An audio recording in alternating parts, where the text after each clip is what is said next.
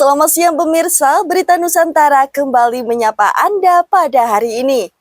Sejumlah berita aktual akan kami sajikan untuk Anda. Bersama saya Haifatunisa, inilah Berita Nusantara selengkapnya.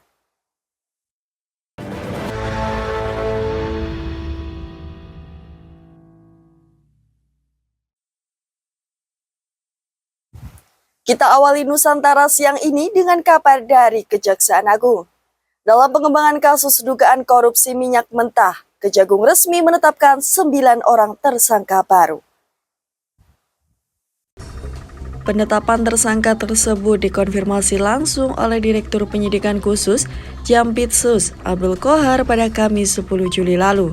Qohar mengatakan bahwa penetapan para tersangka ini didasarkan dari hasil penyelidikan tim penyidik, berdasarkan dari sejumlah barang bukti yang sebelumnya ditemukan. Pada hari ini, Kamis 10 Juli 2025, disampaikan perkembangan penanganan perkara dimaksud, yaitu perkara dugaan tindak pidana korupsi dalam tata kelola minyak mentah dan produk kilang pada PT Pertamina Persero Subholding dan kontraktor kontrak kerjasama tahun 2018 sampai dengan tahun 2023. Dari hasil penyidikan yang dilakukan secara maraton dengan jumlah saksi sebagaimana yang telah disampaikan oleh Pak Kapus Penkum, tim penyidik menyimpulkan telah diperoleh alat bukti yang cukup untuk menetapkan sebanyak 9 tersangka. Dari daftar nama tersangka baru yang dirilis Kejagung, ada satu nama yang menyita perhatian publik, yakni Muhammad Riza Khalid. Diketahui, Riza menjabat sebagai beneficial owner PT Navigator Katulistiwa dan PT Orbit Terminal Merak. Selain Riza, tersangka lain yang disebut dalam rilis kasus oleh Kejaksaan antara lain AN selaku VP Suplai dan Distribusi PT Pertamina 2011-2015, HB selaku Direktur Pemasaran dan Niaga PT Pertamina 2014, TN selaku SVP Integrated Supply Chain 2017-2018, DS selaku VP Growth and Product PT Pertamina 2018-2019, HW selaku mantan SVP Integrated Supply Chain, AS selaku Direktur Gas Petro Chemical and New Business PT Pertamina International Shipping, MH selaku Senior Manager PT Trafigura, dan IP selaku Business Development Manager PT Mahameru Kencana Abadi. Abdul Qohar menambahkan bahwa para tersangka ini dianggap telah melakukan perbuatan yang menyimpang, sehingga menimbulkan kerugian negara. Java TV melaporkan. Pemirsa, dampak dari kasus korupsi minyak mentah ternyata sangat besar. Kejaksaan Agung Republik Indonesia mengungkapkan bahwa total kerugian negara dalam kasus korupsi tata kelola minyak mentah serta produk kilang PT Pertamina pada periode 2018-2023 mencapai ratusan triliun rupiah. Direktur Penyidikan Jaksa Agung Muda, Bidang Tindak Pidana Khusus Jampitsus Abdul Qohar mengatakan bahwa total kerugian negara sebanyak 285 triliun rupiah. Hal tersebut didasarkan pada estimasi kerugian keuangan negara dan kerugian perekonomian negara. Dalam konferensi pers yang dilakukan Kejagung, Qohar juga mengatakan bahwa kerugian ini bertambah dari sebelumnya yang berjumlah 193,7 triliun rupiah. Selain itu, Kejagung juga mengatakan bahwa jumlah kerugian tersebut dihitung berdasarkan kerugian ekspor minyak mentah dalam negeri.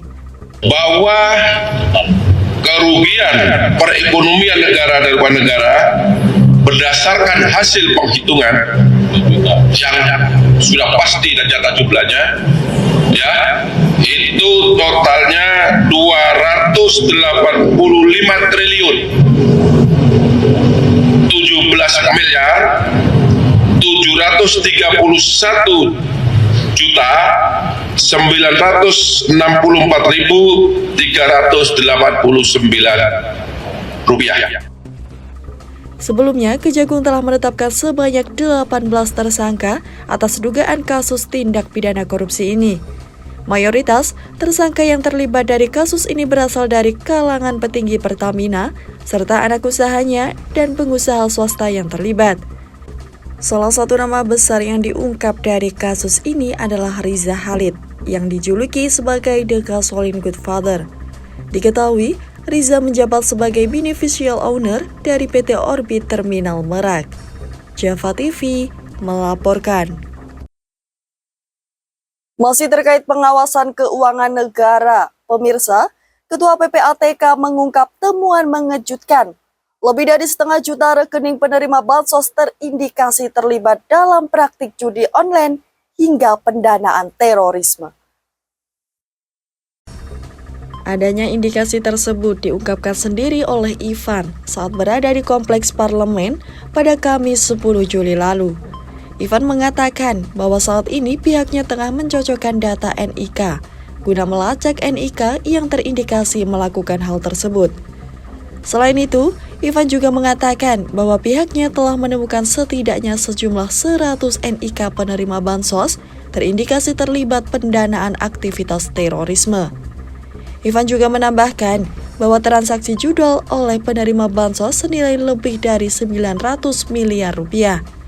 Hal ini didasarkan dari data rekening bank salah satu BUMN. Ketua DPR Puan Maharani mengatakan, pemerintah harus melakukan penelusuran dan validasi terhadap para penerima bansos yang terlibat judol. Selain itu, Puan mengatakan bahwa data dari PPATK harus dijadikan dasar verifikasi, bukan untuk digunakan sebagai dasar pemutusan bansos. Ia meminta pemerintah berhati-hati akan adanya modus jual beli rekening serta penyalahgunaan identitas di kasus judol. Sementara itu, Mensos Saifullah Yusuf atau Gus Ipul mengatakan bahwa pihaknya telah mendalami temuan PPATK. Ia mengatakan bahwa pemerintah akan bertindak tegas dengan mencoret nama penerima bansos.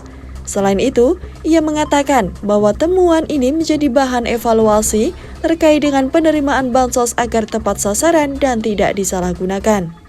Java TV melaporkan. Berikut kabar dari sektor perumahan. Pemerintah akhirnya membatalkan proyek rumah subsidi berukuran 18 meter persegi.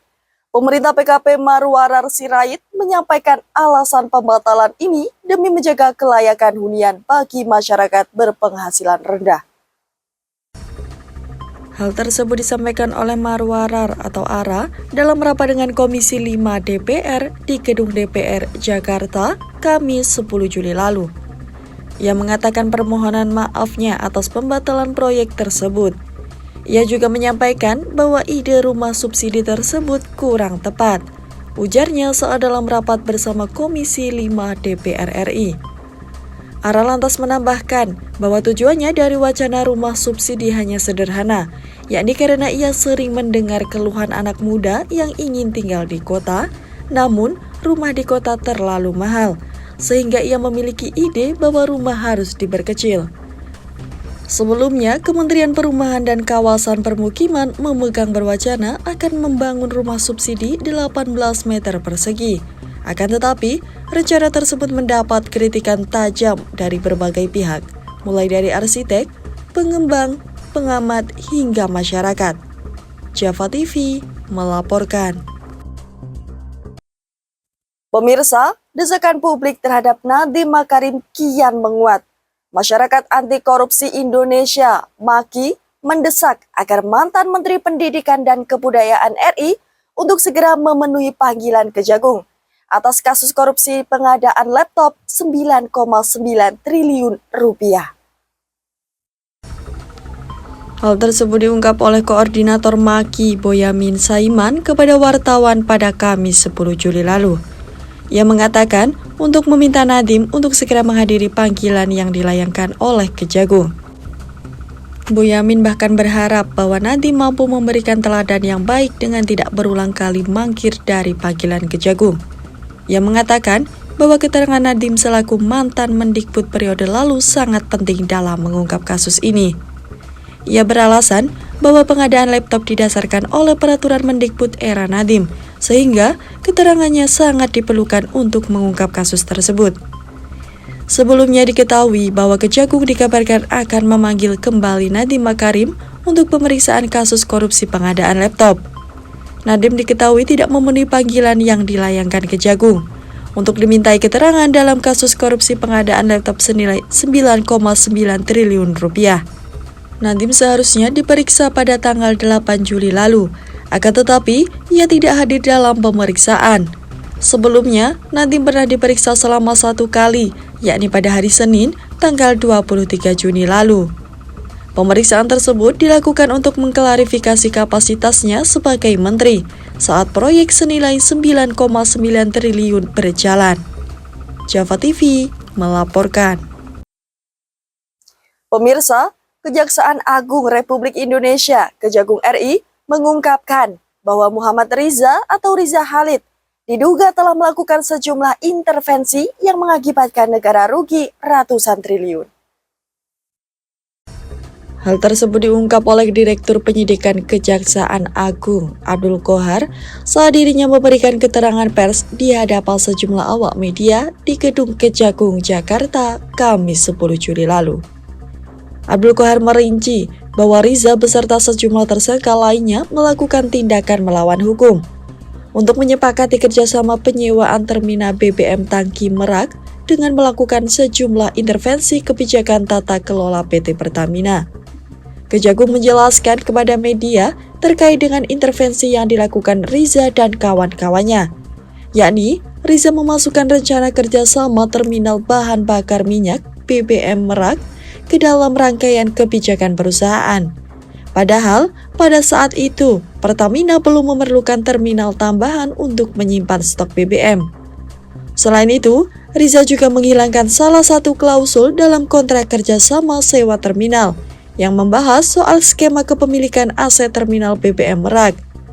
Pada kontrak kerjasama tersebut, terminal BBM Merak seharusnya menjadi aset PT Pertamina setelah masa sewa lebih dari 10 tahun. Akan tetapi, klausul dihilangkan sehingga terminal BBM Merak tidak lagi menjadi aset Pertamina. Akibat intervensi yang dilakukan oleh Riza akhirnya menjadi salah satu dari 18 tersangka yang dirilis Kejagung Kamis malam lalu. Java TV melaporkan. Kabar duka datang dari dunia diplomas. Seorang diplomat muda Kemlu berinisial ADP ditemukan meninggal dunia. Kapolri Jenderal Listio Sigit menegaskan penyelidikan akan dilakukan secara mendalam. Hal tersebut ditegaskan oleh Kapolri pada saat di Jakarta, Kamis 10 Juli lalu. Kapolri menegaskan komitmennya bahwa Polri, baik diminta atau tidak diminta, akan melakukan penyelidikan secara mendalam. Jenderal Bintang 4 tersebut juga menyatakan bahwa saat ini pihaknya telah memerintahkan jajaran terkait agar segera bekerja secara maksimal supaya kasus ini segera terungkap. Hal ini merupakan buntut dari permintaan anggota Komisi 1 DPR RI, fraksi PDIP, Sarifah Ainun Jariah, yang meminta kepolisian untuk segera mengungkap kasus ini secara tuntas, serta ia juga meminta transparansi dari pihak Polri. Sarifah juga mengatakan bahwa kasus ini memerlukan penggalian secara mendalam terkait adanya potensi pembunuhan. Di akhir, politisi PDIP tersebut juga menyatakan bahwa ia meminta Polri segera merampingkan visum terhadap jenazah korban, serta melakukan koordinasi intensif dengan Kemlu. Dan terakhir, ia meminta kepolisian untuk memberikan pembaruan kasus secara berkala kepada korban dan masyarakat. Java TV melaporkan. Berikut ini kabar memilukan dari Bali. Sebuah truk semen mengalami remblong dan menabrak rumah warga hingga menewaskan 4 orang. Kecelakaan ini memicu keprihatinan warga dan pihak berwenang. Dalam video yang beredar di media sosial, menunjukkan kendaraan yang terlibat kecelakaan mengalami kerusakan yang cukup parah. Tidak hanya itu, dari video yang beredar juga menunjukkan rumah warga yang rusak akibat kecelakaan maut tersebut. Diketahui, peristiwa ini terjadi pada Kamis 10 Juli 2025 lalu, pada pukul 08.30 waktu Indonesia Tengah. Dalam kecelakaan ini, setidaknya sebanyak 4 orang dilaporkan tewas. Sementara itu, Kapolsek Bangli, Kompol I Dewa Made Suryatmaja mengatakan bahwa saat ini pihak kepolisian sedang melakukan olah TKP, serta pemeriksaan saksi-saksi. Sementara itu, salah seorang staf humas RSUD Bangli, Sang Kompiang Ari Sukma, mengatakan bahwa sudah ada 5 orang yang dibawa ke RSUD Bangli. Informasi saat ini, nama-nama korban tewas antara lain Ninengah Rania, Iwayan Garsana, Ninengah Resep, serta pengendara truk yang belum diketahui identitasnya. Java TV melaporkan. Pemirsa, aktivitas vulkanik kembali terjadi di Jawa Timur. Gunung Semeru mengalami erupsi pada Jumat 11 Juni 2025 pagi. Warga di sekitar Lumajang dan Malang diminta tetap waspada terhadap potensi bahaya susulan. Jumat 11 Juli 2025 pagi waktu setempat, Gunung Semeru dikabarkan kembali mengalami erupsi. Erupsi tersebut menyebabkan asap putih membumbung hingga ketinggian sekitar 700 meter dari arah puncak gunung. Letusan ini dibenarkan oleh Yadi Yuliandi, petugas pos pengamatan Gunung Semeru. Yadi mengatakan bahwa Gunung Semeru meletus pada pukul 06.31 waktu Indonesia Barat pagi. Yadi juga menambahkan bahwa kolom abu berwarna kelabu dengan intensitas tebal bergerak menuju ke arah tenggara. Menindaklanjuti adanya letusan ini, Pusat Vulkanologi dan Mitigasi Bencana Geologi (PVMBG) mengeluarkan sejumlah imbauan serta larangan untuk beraktivitas di sekitar Gunung Semeru. Selain itu, PVMBG juga mengimbau masyarakat agar waspada terkait adanya potensi awan panas, alat pijar, serta lahar hujan terutama di sepanjang aliran sungai yang berhulu di puncak Gunung Semeru. Java TV melaporkan. Dan dari Trenggalek, Jawa Timur, sebuah terobosan pendidikan mulai diterapkan. Gedung Disperinaker resmi dikosongkan dan dialihfungsikan menjadi lokasi sementara sekolah rakyat. Program ini menjadi bagian dari inovasi pendidikan di Kabupaten Trenggalek. Aktivitas pembongkaran dan pemindahan barang di kantor Disperinaker Kabupaten Trenggalek terlihat sejak beberapa hari terakhir.